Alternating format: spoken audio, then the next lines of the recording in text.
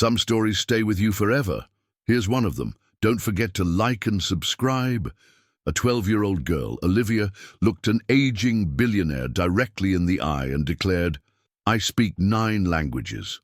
The man, Elias Thorne, erupted into a cruel, booming laugh that echoed through the mahogany-paneled boardroom. But Amanda, the daughter of a cleaning lady, didn't flinch. What she said next silenced him completely.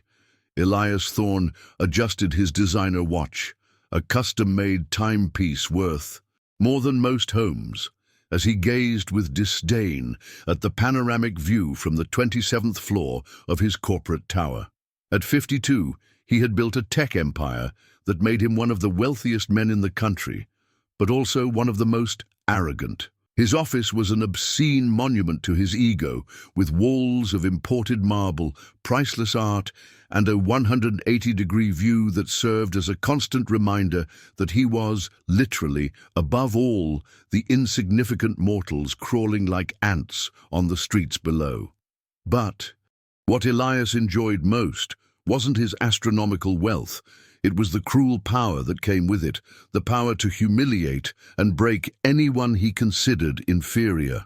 "Mr. Thorne," his assistant's voice trembled through the golden intercom, interrupting his thoughts of superiority. "Ms. Martinez and her daughter have arrived for the cleaning. Shall I send them in?"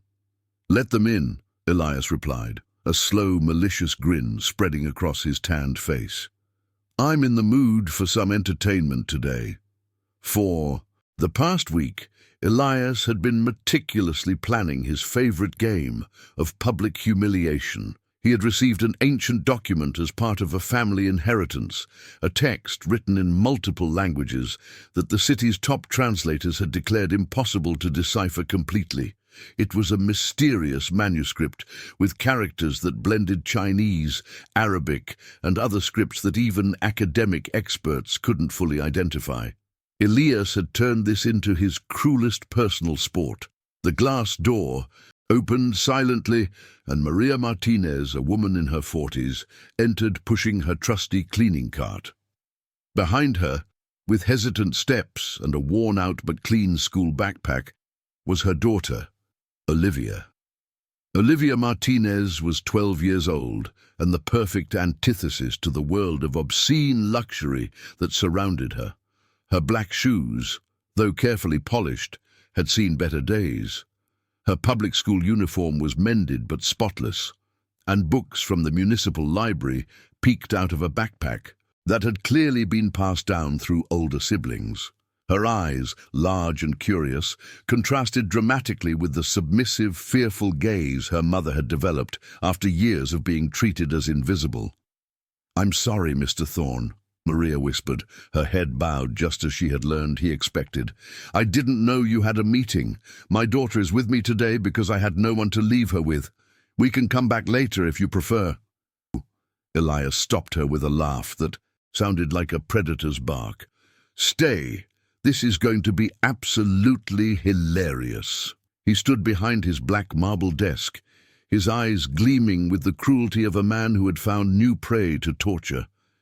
He circled them like a shark, relishing the obvious terror in Maria's eyes and the confusion in little Olivia's.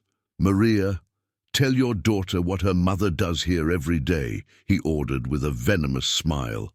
"Olivia already knows, sir. I clean the offices," Maria replied in a low voice, her hands gripping the cart handle until her knuckles turned white. "Exactly. You clean," Elias applauded sarcastically, his voice thick with contempt. "And tell me, what is your level of education, Maria?" Maria felt the heat of humiliation rush to her cheeks. "Sir, I finished high school." "High school? Just high school?" Elias exploded in a cruel laugh that echoed throughout the office. "And here you have your little daughter, who has probably inherited the same mediocre genes." Olivia felt a strange stirring inside her chest. For years, she had watched as other kids in her class lived in big houses, had new clothes, and were picked up by their parents in luxury cars. She had accepted that her family was different, that they had less, but she had never seen anyone humiliate her mother in such a direct and cruel way.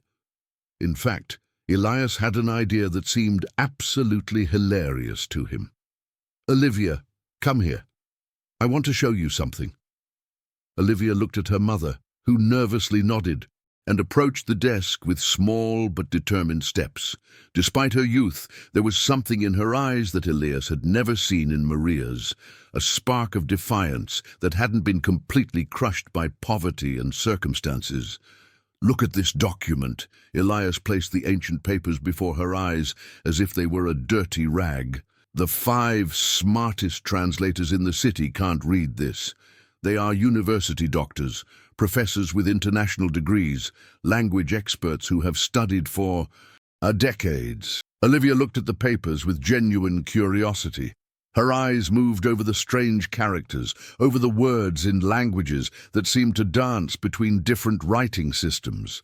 "Do you know what this means?" Elias asked with a sneering smile that stretched across his face.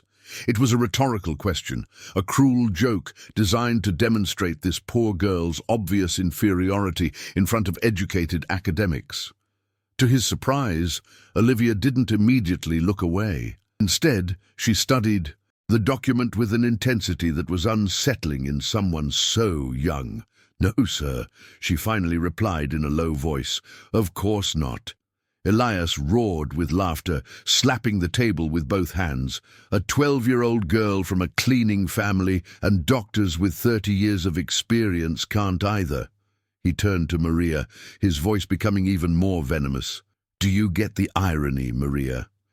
You clean the bathrooms of men who are infinitely more intelligent than you, and your daughter will end up doing the exact same thing because intelligence is inherited." Maria gritted her teeth, trying to hold back the tears of humiliation that threatened to spill. For 6 years, she had endured comments like these. She had developed an emotional armor to protect herself from the cruelty of men like Elias. But seeing her daughter humiliated this way was different. It was a pain that cut deeper than any personal insult. Olivia watched the entire scene with an expression that was gradually changing. The initial confusion was being replaced by something more powerful: indignation. Not for herself, but for her mother, who worked 14 hours a day to support her 3 children, who never complained, who always found a way to put food on the table and school supplies in their backpacks. "Enough games." Elias returned to his seat, clearly enjoying every second of his spectacle of cruelty. "Maria, you can start cleaning, and Olivia, sit there quietly while the important adults work." "Excuse me, sir." Olivia's clear, firm voice cut through the air like a sharp knife. Elias turned, surprised that the girl dared to interrupt. His expression was a mixture of amusement and irritation. "What do you want, little girl? Are you going to defend your mommy?" Olivia walked slowly through the office, her steps echoing on the marble with a determination that surprised everyone in the room. When she reached Elias, she looked directly into the eyes of an adult who was trying to intimidate her. "Sir," she said with a calm that contrasted dramatically with her age, "you said the city's top translators can't read this document." Elias blinked, confused by the confidence in this child's voice, who should have been trembling with fear. "That's right. So what? And can you read it, sir?" The question hit Elias like an unexpected slap. All his life he had used his wealth and position to intimidate others, but he had never claimed to have specific academic knowledge. His fortune came from smart investments and cruel business decisions, not higher education. "Dear, that's not the point." Elias stammered, feeling for the first time in years that he was losing control of a conversation. "I'm not a translator." "Then you also can't read it," Olivia stated with a simple but devastating logic. "Does that make you less intelligent than the doctors who can't read it either?" Maria gasped. In her 12 years of life, she had never seen her daughter challenge an adult in this way. And she had certainly never seen anyone, child or adult, put Elias Thorne in such an uncomfortable position with a simple question.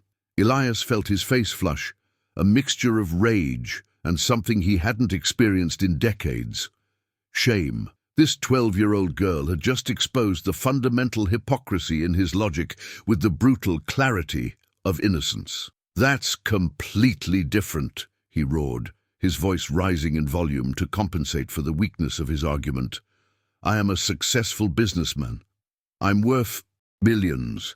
"But does that make you smarter?" Olivia asked with the same unwavering calm. "My teacher says intelligence isn't measured by the money you have, but by what you know and how you treat others." The silence that followed was so deep you could hear the hum of the air conditioning. Elias found himself completely disarmed by the simple, flawless logic of a 12-year-old girl who had just destroyed his central argument with the precision of a surgeon. Maria looked at her daughter with a mixture of terror and pride. Terror because she knew Elias Thorne had the power to destroy their lives with a single phone call. Pride because, for the first time, she was seeing her daughter defend herself, and by extension, defend her family's dignity. "Besides," Olivia continued, her voice growing stronger with each word, "you said I couldn't read the document because I'm a cleaning lady's daughter, but you never asked me what languages I speak." Elias felt a strange shiver run down his... There was something about the way Olivia had spoken those last words that gave him a bad feeling. "What languages do you speak?" he asked, although he was no longer sure he wanted to hear the answer. Olivia looked him directly in the eye with a confidence that seemed impossible in someone so young.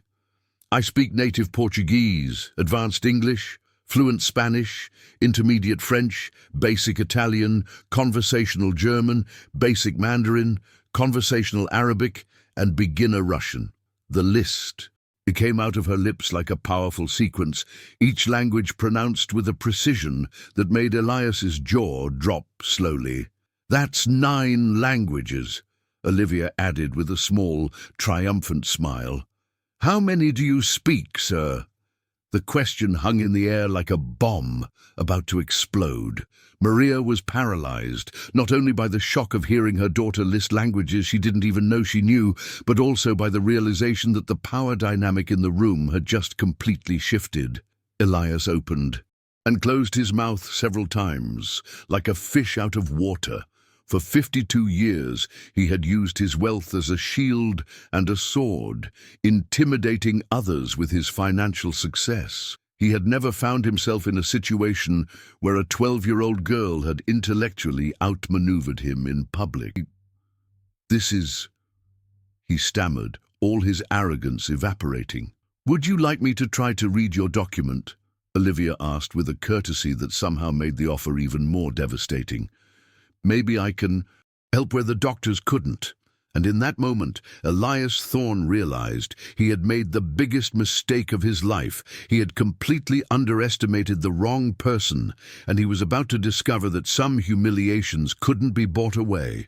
Little Olivia Martinez was about to change his world forever. The silence that followed Olivia's question was so thick it seemed to have physical weight. Elias Thorne, one of the most powerful men in the city, found himself completely paralyzed by a 12-year-old girl who had just shattered his logic with the brutal simplicity of truth. His hands trembled slightly as he processed what he had just heard. 9 languages. A girl who was supposed to be grateful for the crumbs of public education had just declared that she spoke 9 languages, more than he could learn in a lifetime, even with all his billions. "This is impossible," Elias finally stammered, his voice sounding strangely weak in the room he had designed specifically to intimidate. Where did you learn all this?" Olivia looked at him with an expression that was a mixture of patience and determination, as if she were explaining something obvious to an adult who hadn't been paying attention. "At the municipal library, Mr. Thorne. They have free language programs every day after school. There are also videos on the internet, free apps, and books that anyone can borrow if they are curious enough to learn." Each word was like a gentle but devastating slap. Elias realized that while he had been spending millions on art nobody saw, on exclusive restaurants where he flaunted his wealth, and on watches that cost more than Maria's annual salary, This girl had been quietly building a body of knowledge that he could never buy. Maria looked at her daughter with a mixture of amazement and terror. She had known Olivia was smart, that she always brought home good grades, that she spent hours at the library, but she had never imagined the true extent of what her daughter had been learning in silence. "The programs are run by immigrants who live in the city," Olivia continued with the same unshakable calm. "Ms. Wang teaches me Mandarin on Tuesdays. Ahmed helps me with Arabic on Thursdays. Maria teaches me Italian on Saturdays. They are people who, like my mother, have simple jobs, but know incredible things." Elias felt sick to his stomach. This girl had just described a network of learning that he had never known existed. A community of people he had automatically dismissed as inferior, but who apparently possessed knowledge that rivaled that of university professors. "But that doesn't mean you can read a complex academic document," Elias said, desperately clinging to any fragment of superiority he could maintain. "Speaking basic languages isn't the same as understanding specialized ancient texts." "You're right," Olivia agreed, surprising him. "That's why I also study in the classical languages section of the Central University Library on weekends. The librarians let me in because I always return my books on time and never make a sound." Elias's jaw dropped completely. "I've been reading about comparative linguistics, ancient writing systems, and the evolution of languages for the last 2 years. It's fascinating how languages connect with each other through history." Elias collapsed into his chair as if someone had taken all the bones out of his body. This 12-year-old girl had not only been learning modern languages, she had been independently studying topics that normally required graduate degrees to fully comprehend. 2 years, his voice was barely audible. "I started when I was 10. My mom was working double shifts to pay for a private school for us, but then she lost that extra job. When I went back to public school, I had a lot of free time because the classes were easier, so I decided to use that time to learn things that really interested me." Every word was like a direct hit to Elias's ego. He realized that while he had been boasting about the higher education his money could buy, this girl was getting an education that was infinitely more impressive through pure intellectual curiosity and determination. "Show me," Elias said suddenly, his voice raspy. "If you really know all that, show me." Olivia looked at her mother, who nodded nervously, and approached the desk where the mysterious document that had defeated the city's 5 most prestigious translators lay. She picked up the papers with steady hands and studied them for a moment that felt like an eternity. Elias could see her eyes moving over the strange characters, recognizing patterns, making connections that the university experts had missed. "It's interesting," Olivia murmured more to herself than to others. "It's not a single language, it's a combination of several writing systems organized in thematic layers." Elias felt as if his entire world was turning upside down. "What does that mean?" "The document is structured like a linguistic puzzle. Each paragraph is written in a different language, but all the paragraphs talk about the same topic from different cultural perspectives. It's as if someone wanted to preserve the same wisdom in multiple linguistic traditions." Maria approached slowly, fascinated despite her terror. She had never seen her daughter speak with such academic authority. She had never witnessed the true scope of her intelligence. "Can you read it?" Maria asked in a whisper. Olivia looked up from the document and looked directly at Elias. "Would you like me to try, Mr. Thorne?" Elias felt as if he was standing on the edge of a cliff. Part of him wanted to say no. He wanted to maintain the illusion that this girl was just that, a child who had been lucky with a few memorized phrases. But another part of him, a part that had been buried under decades of arrogance, was genuinely curious to know what this extraordinary creature would say. "Yes," he whispered. "Try." Olivia turned her attention back to the document and began to read. But what came out of her mouth made Elias completely paralyzed. Because Olivia Martinez, the 12-year-old daughter of a cleaning lady, began to read the first paragraph in perfect classical Mandarin. Her pronunciation was impeccable, with tones that indicated not only knowledge of the language, but a deep understanding of its cultural nuances. The words flowed from her lips like ancient music, laden with a meaning and authority that seemed impossible in someone so young. Elias's mouth hung open, his expression of mockery transforming into one of absolute shock he would never forget. For 52 years, he had operated under the belief that real education, true intelligence, was only available to those who could pay for it. This girl had just shattered that belief completely. But Olivia didn't stop. When she finished the first paragraph in Mandarin, without even pausing, she moved on to the second and began to read it in classical Arabic with the same supernatural fluency. The words came from her mouth with a musicality that made Elias feel as if he were witnessing something impossible. This wasn't a girl reciting memorized phrases. This was a genuine scholar who understood not only the words, but the cultural and historical contexts behind each expression. Maria brought her hands to her heart, tears beginning to well in her eyes. Her daughter, her little Olivia, who helped wash dishes after dinner and did her homework at the kitchen table under a dim lamp, was demonstrating a level of knowledge that rivaled that of university professors. Olivia continued with the third paragraph, this time speaking in what sounded like ancient Italian. Elias had no idea what she was saying, but he could hear the reverence in her voice, as if she understood not only the words, but the spiritual and philosophical weight they carried. With each language Olivia perfectly commanded, Elias's humiliation grew exponentially.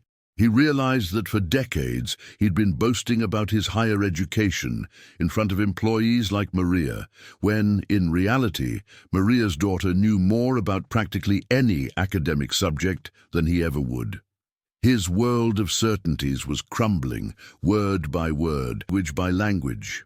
Olivia read the fourth paragraph in what sounded like Russian, her voice taking on a different quality that indicated deep respect for the tradition she was representing. Then, the fifth paragraph in classical German, followed by the sixth in French. When she finally finished reading, Olivia looked up from the document and looked directly at Elias. For the first time in the history of his interactions with service staff, there was no submission in the eyes that looked back at him. There was something he had never seen directed at him, a deep, ancient, wise intelligence that had been hidden all this time behind economic poverty and youth.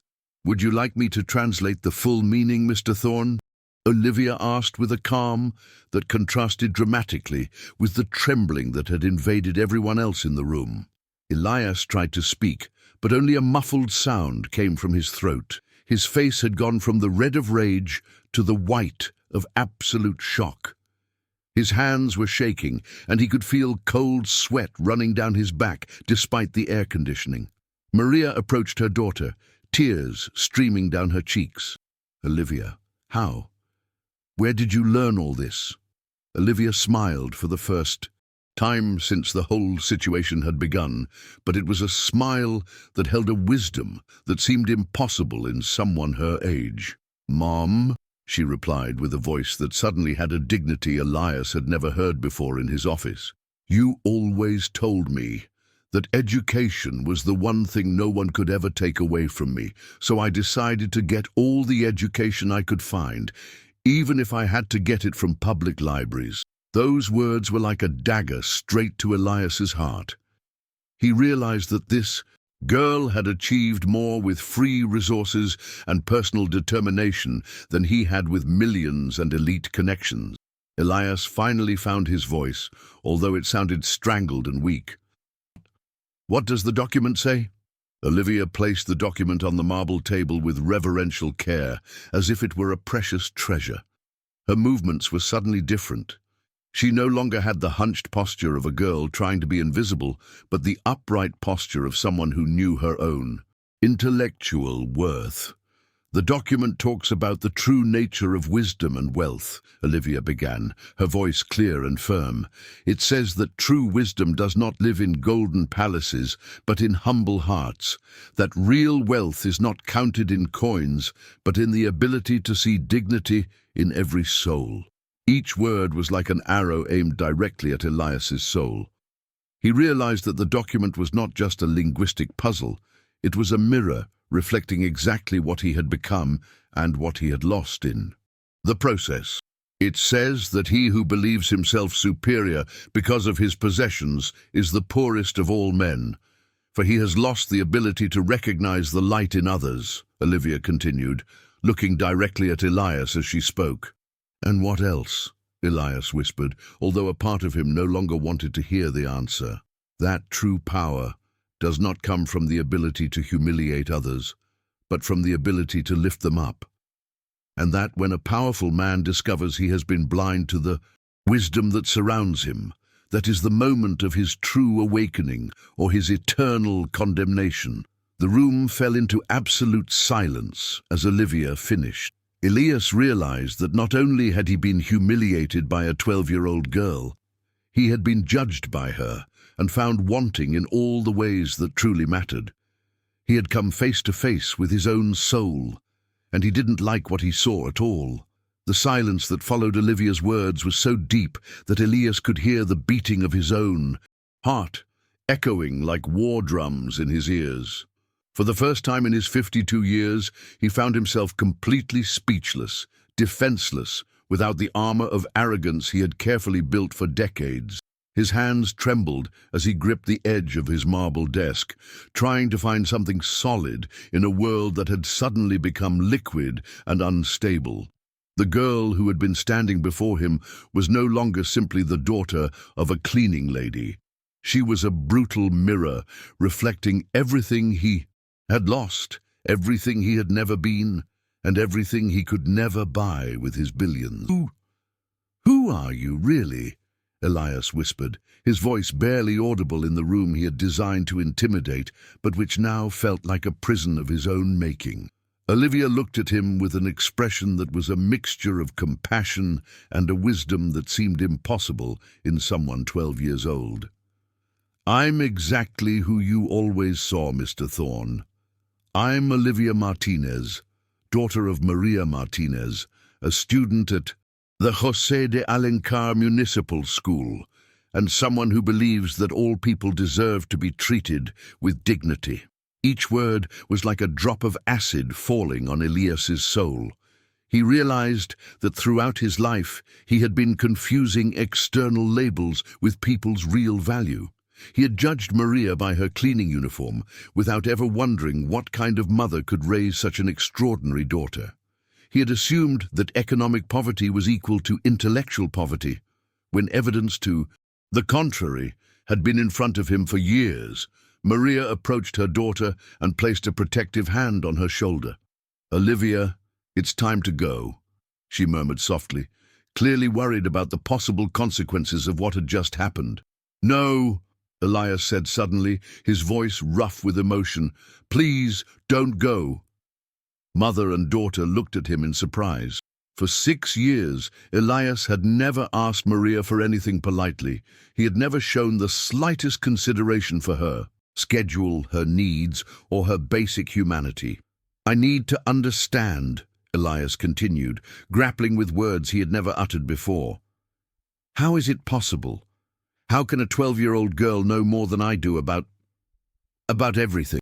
Olivia exchanged a look with her mother, who nodded almost imperceptibly and approached the chair in front of Elias's desk. For the first time in that room's history, someone who wasn't a billionaire sat down as an equal before the owner of the empire. "I don't know more than you about everything, Mr. Thorne," Olivia replied with brutal honesty. "You know about business, about making money, about running companies. Those are skills I don't have." "But," she continued, And Elias could feel a devastating blow coming. You never learned about the things that truly matter. You never learned about respect, about humility, about seeing the humanity in others. And those are the most important lessons of all. Elias felt each word like a direct punch to the stomach. "And you learned them?" he asked, his voice softer than normal. "My mom taught me," Olivia replied simply, looking at Maria with genuine love. "She works 14 hours a day to give my brothers and me a decent life. She never complains. She never speaks ill of the people who treat her unfairly. She always finds time to help me with homework, even when she's exhausted." Maria felt tears welling in her eyes as she heard her daughter describe her sacrifices with such clarity and appreciation. "You know what my mum taught me that's worth more than all your billions?" Olivia asked, looking directly at Elias. Elias shook his head, unable to speak. "She taught me that true wealth is in the ability to make others feel valuable. She taught me that intelligence without kindness is just educated cruelty. And she taught me that no matter how little you have materially, you can always choose to treat others with dignity." Each lesson was like a gentle but devastating slap. Elias realized that Maria, whom he had treated as if she were invisible for 6 years, had been raising a philosopher in her humble home, while he had been accumulating expensive objects in his empty mansion. "But I've worked my whole life to get where I am," Elias protested weakly, clinging to the last shreds of his self-image. "And you built an empire from scratch, and that's admirable," Olivia agreed, surprising him with her candor. "But the question is, why did you build it? To help others? To make the world a better place? Or just to feel superior to people like my mom?" The question hung in the air like a bomb waiting to explode. Elias opened his mouth to defend himself, but realized he didn't have an answer that wouldn't make him sound like the selfish monster he probably was. "I don't know," he finally admitted, his voice cracking with the most honest admission he had made in decades. "That's the difference between us, Mr. Thorne," Olivia said softly. "You never asked yourself why. You were building your empire. I always ask myself why I'm learning each new language, reading each new book, studying each new topic." "And what is your answer?" "Because I want to understand the world well enough to help change it. Because I believe that education is a tool for justice, not for arrogance. And because I want to honor the sacrifices my mom made by giving a purpose to everything I've learned." Elias felt something strange stirring in his chest. Something he hadn't experienced in years. It was a mixture of deep shame and something that could be admiration, respect. He wasn't sure, but he knew it was the first time in decades that he felt he was in the presence of someone genuinely superior to him. Not in money or power, but in the things that really mattered. "What do I do now?" he asked, and he was surprised by the genuine vulnerability in his own voice. Olivia studied him for a long moment, as if she were evaluating whether the question was sincere or just another manipulation. She apparently decided it was genuine. "First," she said, "you need to apologize to my mom, not just for today, but for 6 years of treating her like she was invisible." Elias looked at Maria, who had been watching the entire conversation with a mixture of terror and fascination. For 6 years, she had simply been the cleaning woman to him. He had never known her full name, never asked about her family, never even acknowledged her basic humanity. "Maria," his voice trembled, "I'm sorry. I'm so sorry for all these years of treating you as if you weren't a real person. I'm sorry for never asking about your life, for never recognizing that you have a family, dreams, and hopes. And I'm especially sorry for humiliating you in front of your daughter today," Maria gasped. In 6 years of working there, Elias had never said her name, much less apologized for anything. "But an apology isn't enough," Olivia continued relentlessly. "Words are easy. Real change requires action." "What kind of action?" You need to change how you treat all your employees. You need to learn their names, understand their lives, and recognize their humanity. You need to use your wealth to lift others up instead of humiliating them. But I don't know how to do that, Elias admitted, feeling like a lost child. Then learn, Olivia replied with the same determination she had used to learn 9 languages. My mom can teach you. She knows more about real leadership than all the business books you've ever read. Elias looked at Maria with new eyes. For the first time in 6 years, he really saw her. He saw a woman who had raised an extraordinary daughter while working exhausting jobs. He saw someone who had maintained her dignity despite years of humiliation. He saw a real leader who had been under his nose all this time. Maria, he said softly, will you help me? Will you teach me how to be better? Maria looked at him for a long moment, evaluating whether this transformation was genuine or temporary. I will, she finally said slowly, but there are conditions. Whatever you want, Elias replied immediately. First, my mum needs a real job, with a decent salary and respect. No more cleaning bathrooms for a man who can afford 100 employees. Agreed. Second, you will create a scholarship program for kids like me, smart children from working-class families who deserve real opportunities. Agreed. Third, you will learn at least 1 new language to understand what it feels like to be in a student's shoes again. Elias blinked, surprised by this condition. What language? Olivia smiled for the first time since the whole situation had begun. I'll teach you Mandarin on Tuesdays after work at the municipal library. The idea of Elias Thorne, one of the wealthiest men in the city, learning languages in a public library was so revolutionary it almost seemed impossible. But as he looked at this extraordinary girl and her resilient mother, he realized that perhaps it was exactly the kind of impossible he needed in his life. Do we have a deal? Olivia asked, extending her small but firm hand. Elias looked at the girl's hand for a moment, knowing that shaking it would fundamentally change who he was as a person. Then, for the first time in decades, he made a decision based not on money or power, but on the hope of becoming someone worthy of respect. He shook Olivia's hand firmly. We have a deal, he said. And for the first time in years, I feel like I've done something truly important. The change had begun. The man who had walked into that room as an arrogant tyrant was walking out as someone willing to learn. And all because a 12-year-old girl had the courage to show that true education isn't bought, it's earned. That true wealth isn't accumulated, it's shared. And that true greatness isn't imposed, it's inspired.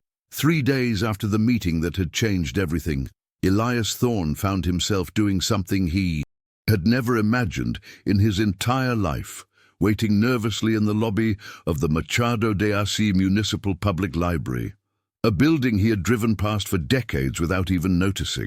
His hands were sweating as he held a basic college notebook he had bought at a neighborhood stationery store, feeling like a first-day student waiting to meet his most intimidating teacher. The contrast couldn't have been more dramatic. For 52 years, Elias had operated from crystal towers, marble offices, and boardrooms where every object cost more than the average family's annual salary.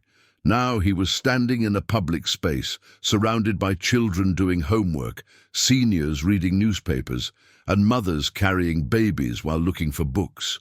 It was a completely different world from his, a world that existed parallel to his bubble of privilege without him ever having perceived it. Mr. Thorne, a familiar voice pulled him from his anxious reflections. He turned to see Olivia walking toward him, with a school backpack full of books and a professional but warm smile. She was no longer wearing the worn-out school uniform she had on during their first meeting, but casual weekend clothes that, while clearly not expensive, were immaculate and carefully coordinated. Olivia, Elias replied, surprised at how natural it sounded to say her name with genuine respect. Thank you for doing this. Are you ready for your first lesson? Olivia asked. gesturing to the study tables that were full of students of all ages. "Honestly, I'm terrified," Elias admitted, a confession that would have been unthinkable a week ago. "I haven't been a student since college, and that was 30 years ago." Olivia guided him to the language section, an area Elias had never known existed. The walls were covered with posters of alphabets in different languages, maps of the world marking language families, and schedules for free classes in dozens of different languages. "All this is free?"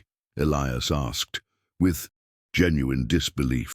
"Completely free," Olivia replied as she set up basic Mandarin materials on the table. "The city believes that education should be accessible to everyone, not just those who can pay." The statement hit Elias like a gentle slap. For decades, he had assumed that quality education was a privilege to be bought when it had apparently been available a few blocks from his office all this time. "We'll start with the basics," Olivia announced, opening a worn but well-cared-for textbook. "The 4 tones of Mandarin are fundamental. Without them, a word can mean completely different things." For the next hour, Elias experienced something he hadn't felt in decades, the absolute humility of being completely ignorant on a subject. Olivia was a patient but demanding teacher, correcting his pronunciation with the same academic authority she had shown when translating the mysterious document. Ma. Elias tried to repeat the tones, his voice sounding clumsy and rough, compared to Olivia's musical fluency. "Better," Olivia encouraged him after his 10th attempt. "Remember, the first tone is high and flat, as if you were singing a sustained note." Elias realized he was sweating from the mental effort of something this 12-year-old girl mastered with apparent ease. It was a deeper lesson in humility than any financial loss he had ever experienced. "Can I ask you something?" Elias said during a break. "Of course. How can you teach with so much patience? Someone who treated you so badly." Olivia considered the question carefully before answering. "Because I believe in second chances, and because teaching is a way of honoring all the teachers who were patient with me." "But aren't you angry? Don't you feel resentment?" "I was angry," Olivia admitted honestly. "Very angry. But my mom taught me that anger is like holding a hot coal with the intention of throwing it at someone else. In the end, you're the only one who gets burned." The wisdom of those words coming from someone who could be his granddaughter hit Elias deeply. He realized that he had been holding hot coals of arrogance and contempt for decades, burning himself without realizing it. "Let's continue," he said, determined to honor his young teacher's patience with genuine effort. As he clumsily progressed through basic Mandarin characters, Elias became aware of his surroundings. At the next table, an elderly woman was helping a child with math. At another, a group of teenagers studied in silence for exams. In the computer section, adults were learning basic digital skills. It was a microcosm of learning and growth that had existed parallel to his world of luxury without him ever noticing. He realized he had been living in a bubble so dense that he had completely lost sight of the humanity that surrounded him. "Olivia," he said softly, "can I meet some of your other teachers?" Olivia's eyes lit up. "Seriously? You'd like to?" "I would love to." Olivia guided him through the library, introducing him to an extraordinary community of volunteer educators who had been operating under his nose for years. He met Ahmed, a Syrian refugee who taught Arabic while working as a taxi driver, Ms. Wang, a retiree who had been a professor in Beijing before emigrating, Maria, a domestic worker who taught Italian on weekends. Each introduction was like a soft punch to his previous worldview. These people he would have automatically looked down on as service workers revealed themselves to be brilliant educators with extraordinary stories of resilience and knowledge. "Dr. Ahmed," Elias said, using the title Olivia told him was appropriate. "Olivia tells me you teach classical Arabic." Ahmed smiled warmly. "It is an honor to keep the language alive. In my country, I was a university professor of literature. Here, I drive a taxi, but the languages live in the heart. Elias felt a pang of shame as he remembered how many times he had taken taxis, driven by men like Ahmed, without ever wondering about their previous lives, their losses, their silent contributions to the community. Could you teach me a little Arabic too? He asked timidly. It would be an honor, Ahmed replied, and Elias could see tears welling in his eyes. It's been a long time since anyone asked me to teach for the simple love of knowledge. When his first Mandarin lesson finally ended, Elias felt physically and mentally exhausted, but also strangely energized. For decades, he had assumed he was done learning, that his education was complete. To discover that he could still struggle with new concepts, still feel the satisfaction of mastering something difficult, was an unexpected revelation. "Same time next week?" Olivia asked as she packed up her material. "Absolutely," Elias replied without hesitation. "And Olivia, thank you. Not just for the language lesson, but for showing me a world I was ignoring." "You weren't ignoring it," Olivia corrected gently. "You just didn't know it existed. Now that you know, you can choose what to do with that knowledge." As Elias drove back to his mansion that night, his thoughts were completely occupied by the day's lessons. Not just the Mandarin lessons, but the deeper lessons about community, humility, and the wealth of knowledge that existed in places he had never thought to look. The next day, Elias did something that surprised his entire executive team. He called an emergency meeting, not to discuss profits or expansion, but to talk about corporate social responsibility. "I want us to establish a full-ride scholarship program for students from working-class families," he announced to his surprised executives. "And I want us to sponsor language programs in public libraries throughout the city." "What's the return on investment?" his financial director asked with evident confusion. "The return is that we live in a better society," Elias replied, surprised by the conviction in his voice. "The return is that we stop wasting human talent due to the accident of birth." His executives exchanged worried glances, clearly thinking their boss had lost his mind. But Elias no longer cared what the men who had been accomplices to his previous arrogance thought. That same week, he fulfilled another of his promises. Maria Martinez was officially hired as the Director of Human Development with a salary that was 10 times what she had been earning as a cleaning lady. Her first task would be to work with Elias to identify and develop hidden talent among all the company's employees. "Maria," Elias told her during their first official meeting, "I want you to teach me everything Olivia says you know about real leadership." Maria, still adjusting to her new office and status, looked at him with a mixture of determination and nervousness. "Mr. Thorne, real leadership isn't about having power over others. It's about having the power to lift others up." "Teach me," Elias said simply. And so began. An education that was worth more than all the university degrees and business master's degrees money could buy. An education about humanity, humility, and the responsibility that comes with real privilege. For the first time in decades, Elias Thorne was learning the lessons that truly mattered and discovering that true growth didn't come from accumulating more, but from becoming more. Not from having more power, but from using the power you have to lift others up. 6 weeks after the meeting, that had changed everything. Elias Thorne found himself facing something he hadn't anticipated, a silent but determined rebellion from his closest social circle. The exclusive Copacabana Business Club, where he had lunched every Friday for the past 15 years, had suddenly become hostile territory. "Elias, we need to talk," declared Sebastian Torres, an oil magnate and one of his oldest golf partners, as he sat heavily in front of him in the club's private lounge. His eyes had the hardness of someone who had come to stage an intervention. "Of course, Sebastian, what do you want to talk about?" Elias replied, although he could perfectly well guess where the conversation was heading. "About your recent strange behavior," Sebastian began, gesturing with his $1,000 glass of wine.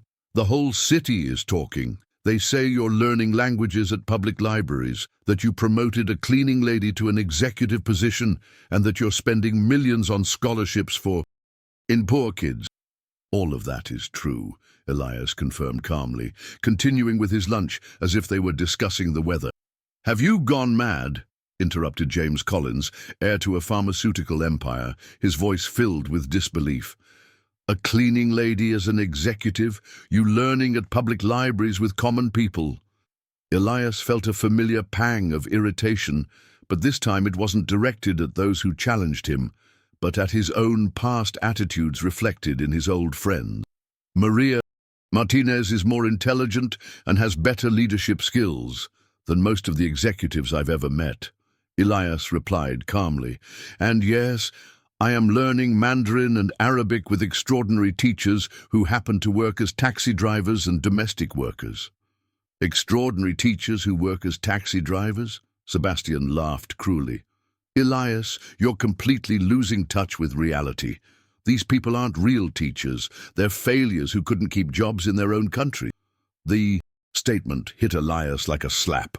It was exactly the kind of comment he himself would have made 6 weeks ago, and now it seemed not only ignorant, but cruelly inhumane. "Sebastian, Dr. Ahmed held a chair in Arabic literature at Damascus University before the war destroyed his country," Elias responded, his voice taking on a tone his friends had rarely heard. "Ms. Wang was the director of the linguistics department in Beijing before emigrating to reunite with her family. They aren't failures. They are brilliant refugees and immigrants who are rebuilding their lives." "And since when do you care about that?" James asked with evident contempt. "For years, you mocked those very people." "What changed?" Elias considered the question carefully. What had really changed? Was it just the shock of being humiliated by Olivia, or had it been something deeper? "I realized that I was living in a bubble so dense that I had completely lost sight of what it means to be human," Elias replied honestly. "I realized that I had confused financial success with moral superiority, and that I was wasting opportunities to meet extraordinary people because of stupid prejudices."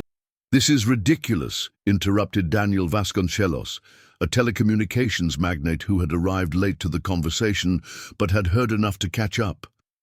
"Elias, we all know you're going through some kind of crisis. Maybe you should consider taking a vacation, seeing a psychiatrist." "I'm not having a crisis," Elias interrupted firmly. "For the first time in decades, I'm completely sane. You are the ones living in a fantasy where money makes you better people." The silence that followed was tense and hostile. Elias could see that he had crossed a line with his old friends who had come expecting him to admit his mistake and return to the flock of shared arrogance. "Look, Elias," Sebastian leaned forward, his voice turning threatening. "I don't know what game you're playing, but it's affecting all of us. The other businessmen are starting to question our circle. They're wondering if we've all gone soft." "And does that worry you?" Elias asked with genuine curiosity. "Of course it worries me. Our power comes from sticking together, from presenting a unified front. When one of us starts acting like a social activist, it weakens everyone." Elias realized something fundamental in that moment. His old friends weren't worried about his mental well-being or his business success. They were worried because his transformation threatened the system of privilege from which they all benefited. "You know what I've learned in these 6 weeks?" Elias asked, slowly standing up. "I've learned that true power doesn't come from the ability to exclude others, but from the ability to lift them up." "That's progressive nonsense," James spat. "Real power comes from competition, from superiority, from keeping the competition down." "And how is that working for you?" Elias asked. "Are you happy? Do you feel fulfilled? Can you look at yourselves in the mirror and feel proud of who you are as people?" The questions hung in the air like bombs waiting to explode. Elias could see in his old friends' faces that he had touched on something uncomfortable, something they preferred not to examine. "Happiness is a luxury," Daniel replied defensively. "We focus on real success." "And what is real success?" Elias pressed. "Numbers in a bank account? The ability to humiliate employees? Living in a bubble where you never have to confront your own humanity?" "You're talking like an idiot." Sebastian stood up abruptly, clearly frustrated. "Elias, we'll give you a week to reconsider this phase. After that, you'll have to choose between keeping your place in this circle or continuing with this social justice nonsense." "I don't need a week," Elias replied immediately. "I choose to continue being a decent person. If that means losing your approval, then so be it." The silence that followed was absolute. For 15 years, these men had been his most intimate social circle, his validators, his accomplices in mutual arrogance. Losing their approval would have been unthinkable 6 weeks ago. "Fine," Sebastian said finally, grabbing his jacket. "But when this kindness experiment fails, when you realize that the real world doesn't work with hugs and language lessons, don't come to us asking to be accepted back." "I won't," Elias promised, "because I've discovered something that you've apparently never experienced. I found a social circle based on mutual respect, personal growth, and a genuine contribution to the well-being of others. And it turns out it's infinitely more satisfying than this one." As his former friends left the lounge with expressions of disgust, Elias felt strangely relieved. For years, he had maintained these friendships out of habit and social convenience without realizing how toxic they had been to his development as a person. That same afternoon, Elias attended his weekly session at the municipal library. While practicing Chinese characters with Olivia, he told her about his confrontation with his old friend. "Do you feel bad about losing those friendships?" Olivia asked with genuine curiosity. "Surprisingly, no," Elias admitted. "I feel like I've dropped a weight I was carrying for years without realizing it." "That's normal," commented Ahmed, who had joined their study session. "When we begin to grow as people, we sometimes have to leave behind relationships that no longer serve us." "But don't you ever feel alone?" Elias asked. "Yes," Ms. Wang from the next table interjected. "But then we discover that there's a whole world of authentic people waiting to meet us. We just couldn't see them before because we were surrounded by mirrors that reflected our worst selves." The words resonated deeply with Elias. He realized that he had been surrounded by people who reflected and validated his worst qualities, while now he was surrounded by people who inspired him to be better. "Besides," Olivia added with a smile, "now you have real friends. Friends who value you for who you are trying to be, not for how much money you have."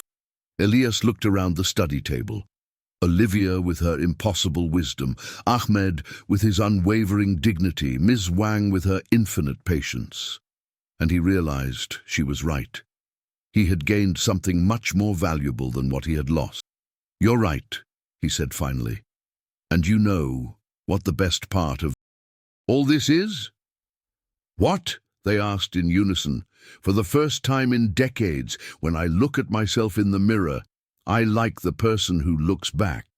It was the simplest and most profound truth he had ever spoken in his entire life. The transformation was truly happening, cell by cell, thought by thought, action by action, and although he had lost the respect of his old social circle, he had gained something infinitely more precious, self-respect. That night, as he drove home, Elias reflected on the extraordinary journey he had taken. He had started as an arrogant tyrant, convinced of his superiority, and was transforming into someone who finally understood that true greatness doesn't come from being above others, but from being alongside them. The most important lesson had not come from business books or expensive consultants, but from a 12-year-old girl who had the courage to show a powerful man that he had been measuring success with completely wrong metrics, that true wealth isn't accumulated, it's shared, that true intelligence isn't imposed, it's offered, and that true leadership doesn't dominate, but serve. The transformation was far from complete, but the foundations had been laid. And for the first time in his adult life, Elias Thorne felt he was on the right path.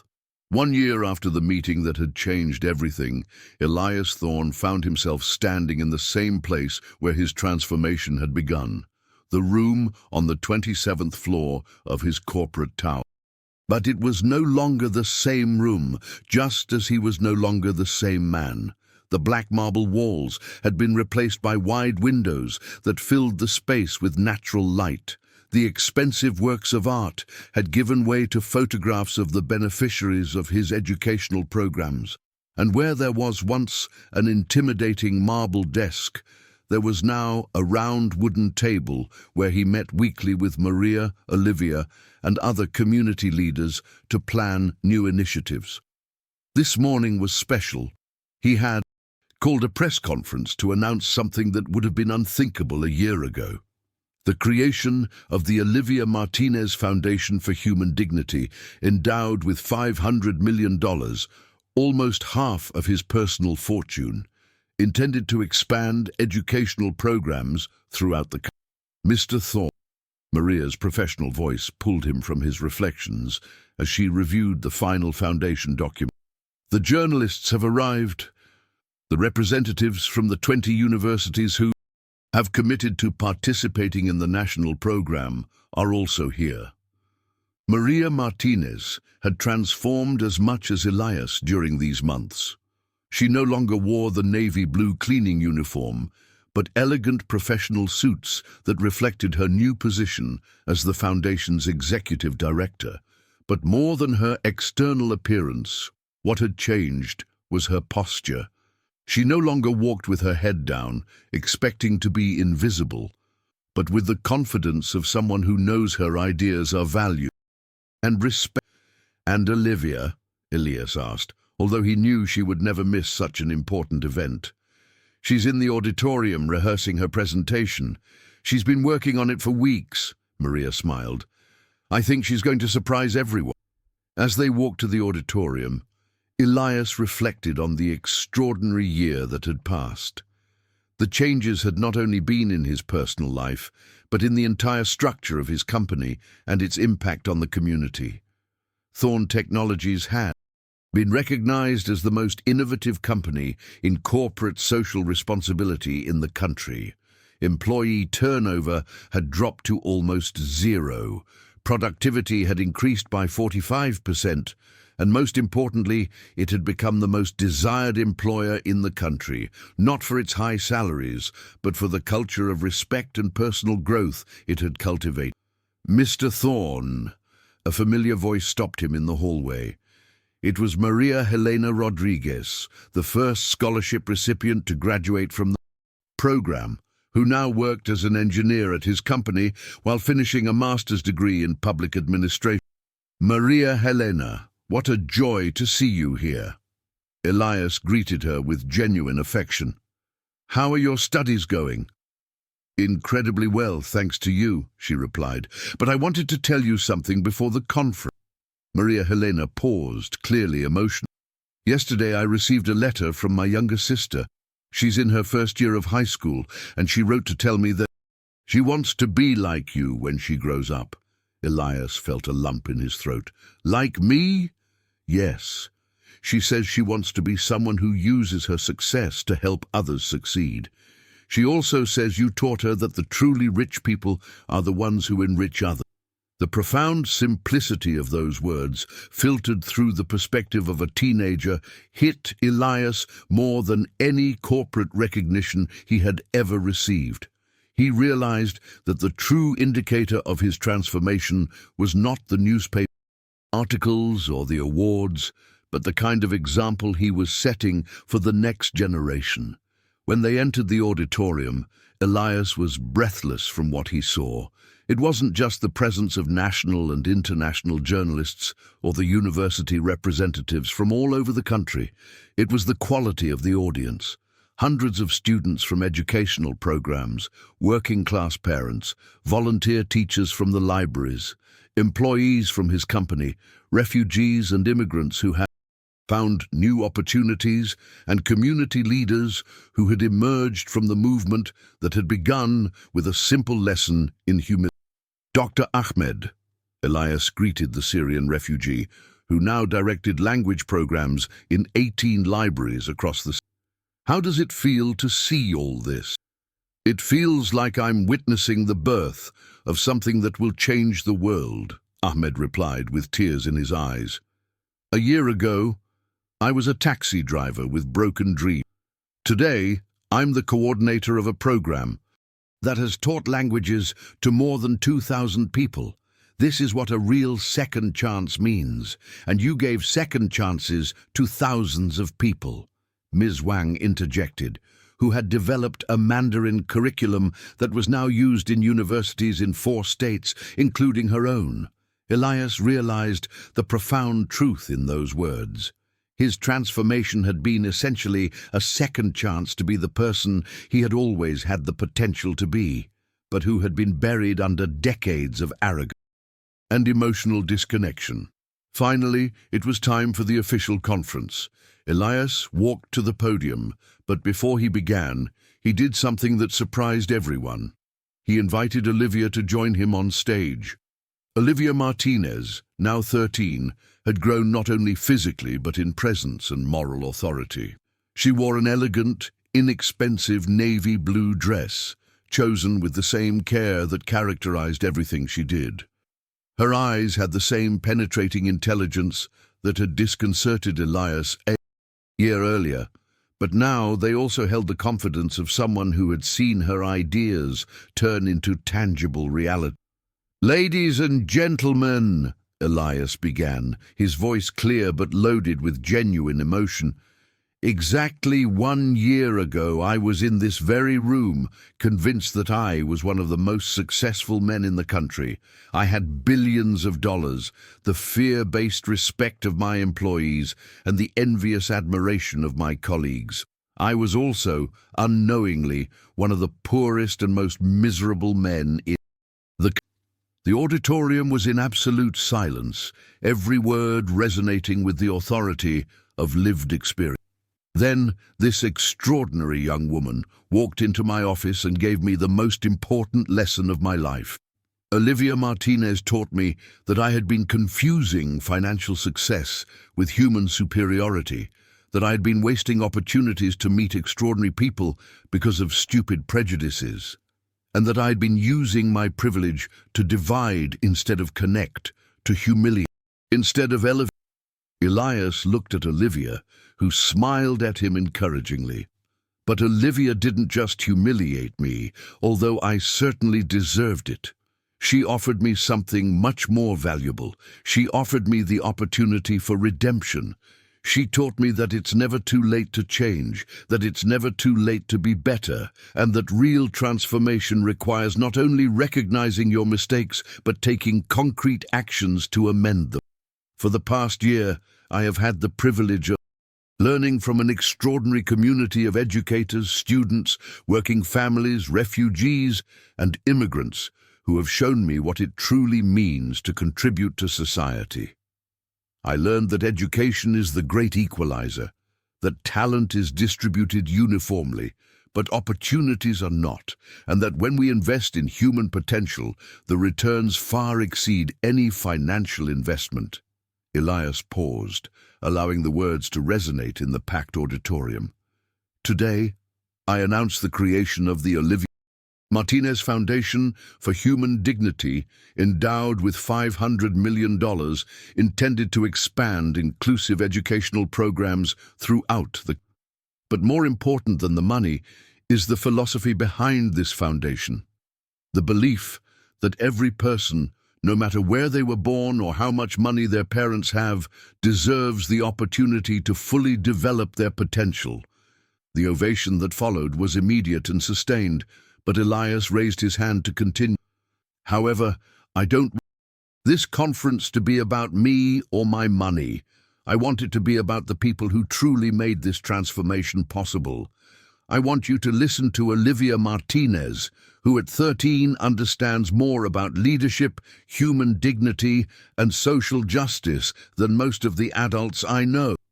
Elias stepped away from the microphone and gestured to Olivia, who approached with the same quiet confidence she had shown during their first meeting. "Thank you, Mr. Thorne," Olivia began, her voice clear and firm, resonating throughout the auditorium. "A year ago, when I walked into your office for the first time, I wasn't trying to change the world. I was just trying to defend my mum's dignity and show that a person's worth is not determined by their job or their bank account. But what I've learned this year is that individual changes can create waves that transform entire communities. When a person decides to see the humanity in others, when they decide to use their privilege to create opportunity instead of barriers, when they decide that real success is measured by how much we lift others up, that individual decision can change thousands of lives." Olivia looked around the auditorium, making eye contact with students, parents, and teachers. "The programs we are announcing today are not just about education, they are about dignity. They are about the fundamental belief that every child, every young person, every adult deserves the opportunity to reach their potential. They are about creating a society where your zip code doesn't determine your destiny, where your parents' jobs don't limit your dreams, where curiosity and effort are rewarded, no matter your origin." When Olivia finished her presentation, the ovation was different from anything Elias had ever heard before. It wasn't just applause, it was the sound of collective hope, of the recognition that real change was possible, of the understanding that they were witnessing the birth of something transformative. After the conference, as the crowd dispersed, Elias found himself alone with Olivia and Maria in the transformed room. "How does it feel, Maria?" he asked, gesturing to the windows that now showed a city where hundreds of young people had new opportunities thanks to the programs they had created. "I feel like I've finally found what my life was made for," Elias replied honestly. "Not to accumulate personal wealth, but to distribute opportunities, not to demonstrate superiority, but to recognize and nurture greatness in others." "And you don't miss your old life?" Olivia asked with genuine curiosity. "You know what I miss about my old life?" "Nothing. Absolutely nothing," Elias replied. "Because I realize now that that old life wasn't really living. It was simply existing in a bubble of privilege that separated me from everything that makes life worthwhile. Real human connections, a transcendent purpose, the satisfaction of contributing to the well-being of others. Besides," he added with a smile, "it turns out that helping others is the most selfishly satisfying activity that exists. Every time I see a student graduate, every time I see a family break cycles of educational poverty, every time I see a refugee find new hope, I experience a joy that no financial transaction has ever given me." As the sun set over the city, the three stood in silence for a moment, reflecting on the extraordinary year they had shared and the years of impact to come. "You know what the most incredible thing about all this is?" Elias finally broke the silence. "What?" Olivia and Maria asked in unison. "This is just the beginning. The $500 million from the foundation will directly touch the lives of at least 50,000 students in the next 5 years. But those students will touch the lives of others, who will touch the lives of others. The impact will multiply exponentially for decades. It's like throwing a rock into a lake. The waves keep spreading long after the rock has disappeared," Olivia observed. "Exactly," Elias said. "And the original rock was a 12-year-old girl who had the courage to confront a powerful man with the truth. Olivia, you not only changed my life, you changed the course of thousands of lives you don't even know yet." As they left the room that night, Elias knew he had found something all his previous money could never have bought. A legacy that would last far beyond his own life. A contribution to the world that would be measured not in financial gains, but in opportunities created, in dreams fulfilled, and in cycles of injustice broken. The transformation was complete, but the impact was just beginning. And it had all started with a simple lesson about human dignity, taught by an extraordinary girl who had seen beyond appearances to recognize the potential for goodness that exists in every human heart. Thank you for watching. May this story inspire your day. Like, share, and stay tuned for more.